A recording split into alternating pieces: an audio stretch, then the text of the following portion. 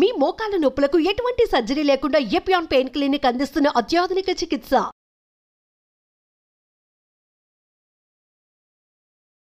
మనలో చాలా మంది మోకాల నొప్పులతో బాధపడుతూ ఉంటాము.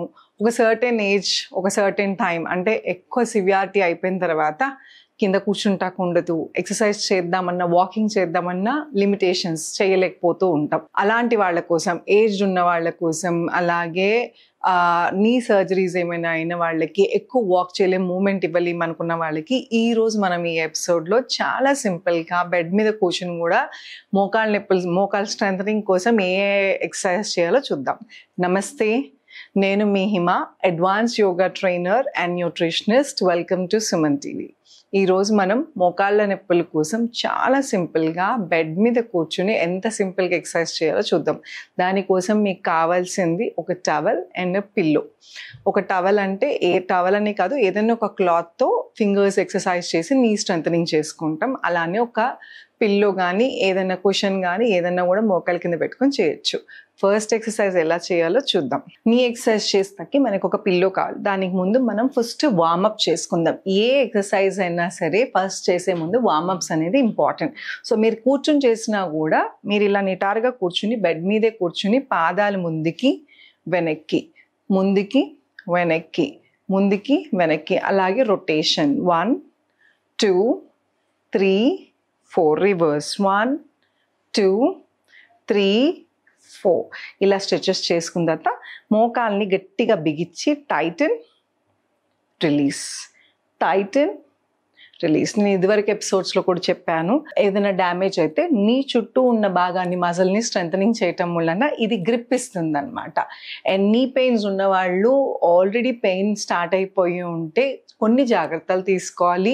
ఇలాగ ఎక్కువ ఎక్సర్సైజెస్ అంటే వాకింగ్కి వెళ్ళినప్పుడు నీ ప్యాడ్స్ వేసుకోవటము, అప్పుడప్పుడు మన బాడీలో మూమెంట్ సరిగ్గా లేనప్పుడు కూడా ఈ నీ ట్రిగర్ అవుతూ ఉంటుంది. సో సిట్టింగ్ జాబ్స్ చేసేవాళ్ళు అంటే సాఫ్ట్వేర్ ఎంప్లాయీస్ కానీ, ఏదైనా కూర్చుని జాబ్ చేసేవాళ్ళు మధ్యలో ఒకసారి లేసి అటు ఇటు వాక్ చేసి అట్లీస్ట్ ఒక 30-40 minutes ఒక బ్రేక్ తీసుకుని వాక్ చేస్తాం వలన మోకాల దగ్గర పెయిన్స్ ఎక్కువ అవ్వకుండా ఉంటాయి, మూమెంట్ ఉంటుంది, బ్లడ్ సర్క్యులేషన్ జరుగుతుంది, రక్త ప్రసరణ చక్కగా జరగటం వలన కాళ్ళ నొప్పులు అనేవి తగ్గుతాయి, ఫ్యూచర్లో డ్యామేజ్ అవ్వకుండా ఉంటాయి.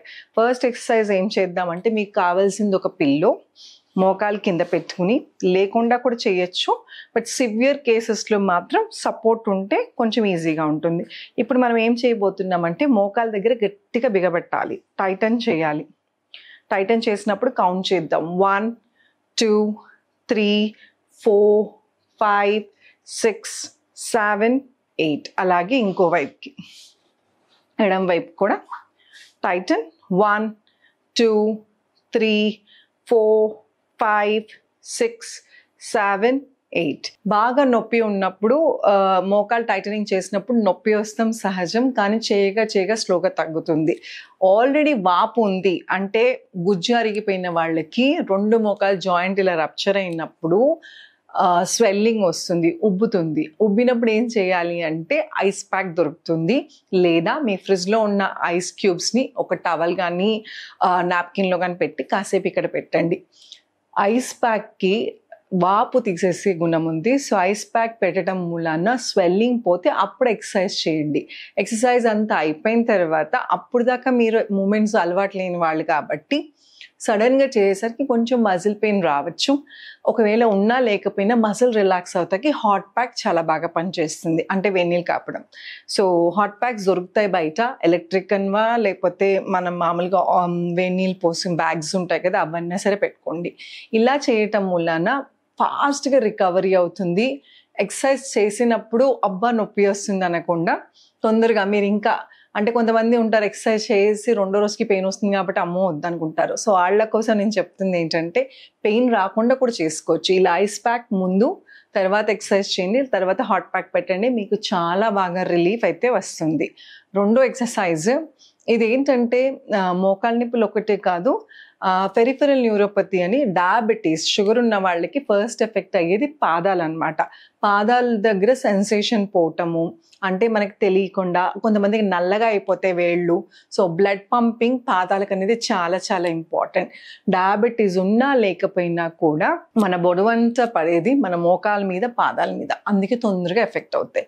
ఒక సర్టెన్ ఏజ్ తర్వాత బాడీ గ్రోత్ ఆగిపోయిన తర్వాత బోన్స్ అవి తర్వాత మనం వెయిట్ పెరుగుతూనే ఉంటాం. ఆ ఎక్స్ట్రా వెయిట్ అంతా కూడా దీని మీద పట్టడం వలన మోకాలు తొందరగా డ్యామేజ్ అవటం, పాదాలు డ్యామేజ్ అవటం జరుగుతుంది. సో వెయిట్ మెయింటెనెన్స్ చేస్తూ ఈ ఎక్సర్సైజ్ చేయటం వలన పాదాలు ఎఫెక్ట్ అవ్వవు. సో మీ ఇంట్లో ఎవరైనా సరే డయాబెటీస్ పేషెంట్స్ ఉంటే వాళ్ళకి ఖచ్చితంగా ఎక్సర్సైజ్ చేయించండి. సో పాదాల నొప్పులు ఉన్న వాళ్ళు ఇలా వేళ్లతో టవల్ని మీ దగ్గరికి లాక్కోండి. దగ్గరికి లాక్కుంటాకి కొంచెం కష్టంగా ఉంటుంది, బట్ స్లోగా ఇంక్రీజ్ చేసుకుంటా వెళ్ళచ్చు. ఇలా మొత్తం అయిపోయిన తర్వాత మళ్ళీ స్ప్రెడ్ చేసుకుని మళ్ళీ రిపీట్ చేసుకోండి. స్లోగా, కొంచెం స్లోగా చేసుకోండి, టైం పడుతుంది. బట్ ఇనీషియల్గా ఆల్రెడీ పెయిన్స్ ఉన్న వాళ్ళకి కొంచెం పెయిన్ వస్తుంది, బట్ ఇందాక చెప్పినట్టు హాట్ ప్యాక్ పెడితే రిలీఫ్ అవుతుంది. ఆర్ వేడి నీళ్ళలో కాసేపు పాదాలు పెట్టుకోండి. మీకు పాదాలతో అర్థం కాలేదు ఏం చేశాను అనేది, చేత్తో చూసి చూపిస్తున్నా. మనం ఇలా చెయ్యేలాగా పెట్టి ఇలాగా టవల్ని ఎలాగా వేళ్లతో ఎలా దగ్గర లాగుతామో ఇదే సేమ్ మనం పాదాలతో చేసామన్నమాట ఇందాక. సో పాదాలతో చేస్తాకి చేతులంత ఈజీగా ఉండదు. సో అలా చేయటం వలన మంచి ఎక్సర్సైజ్ అవుతుంది పాదాలకి, అలాగే మోకాలు స్ట్రెంథనింగ్ కూడా అవుతాయి. సో ఈ ఎక్సర్సైజ్ డయాబెటీస్ అనే కాదు, యాంకిల్ పెయిన్ అనే కాదు, వెరికోస్ వెయిన్స్, నీ పెయిన్స్ ఏమున్నా కూడా, ఆర్థరైటిస్ ప్రాబ్లం ఉన్న వాళ్ళకి ఇవన్నీ లేకపోయినా కూడా పాదాలు స్ట్రెంథనింగ్ అనేది అందరికీ చాలా చాలా ఇంపార్టెంట్. ఎందుకంటే బాడీలో మొత్తం వెయిట్ మన పాదాల మీద పడుతుంది.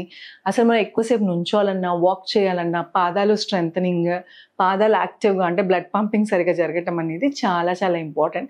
అండ్ పాదాలు ఎప్పుడైతే రిలాక్స్గా ఉంటాయో ఆటోమేటిక్గా మన బాడీ కూడా రిలాక్స్గా ఉంటుంది. సో అందుకోసమని ఈ ఫీట్ ఎక్సర్సైజెస్, ఇందాక పిల్లో ఎక్సర్సైజెస్, ఈ రెండు చేసుకోవటం వలన మీకు నీ స్ట్రెంథనింగ్ అలానే పాదాలకు కూడా మంచి ఎక్సర్సైజ్ అవుతుంది.